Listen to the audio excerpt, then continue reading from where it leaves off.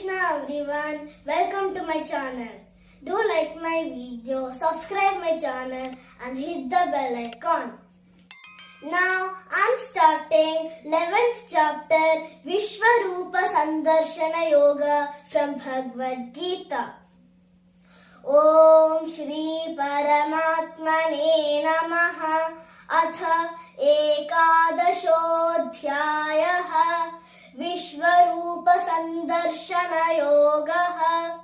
Arjuna Uvacha Madanugrahaya Paramam Guhyamadhyatma Sangitam Yatvayoktam Vachastena Mohoyam Vigato Mama Bhavapyayo hi bhutanam Shrito Vistarasho Maya Vattah Kamalapatraksha Mahatmyamapi chavyayam Evametadyathāthatvam Atmanam Parameshvara Drashtumichhami te rupam Aishwaram Purushottama Manyase yadi tacchakyam Maya drashtumiti prabho Yogeshvara tato me tvam darshayatmanamavyayam.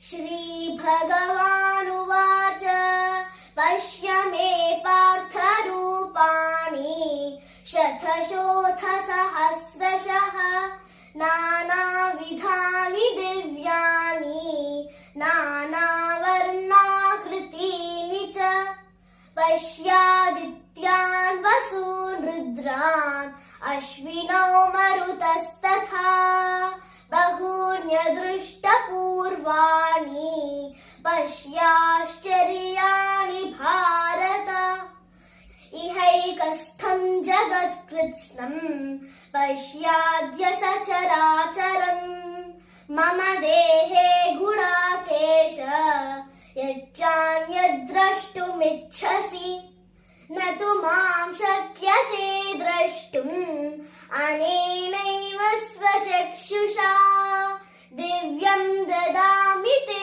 chakshuhu Pashyame yogamaishwaram Sanjaya uvacha Eva muktva tato rajan Mahayogeshwaro Darshayamasa parthaya paramam rupamaishwaram Anekavakranayanam Anekadbhuta darshanam Anekadivyabharanam Divyanekodyatayudham.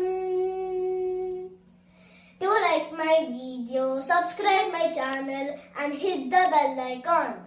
Hare Krishna to all.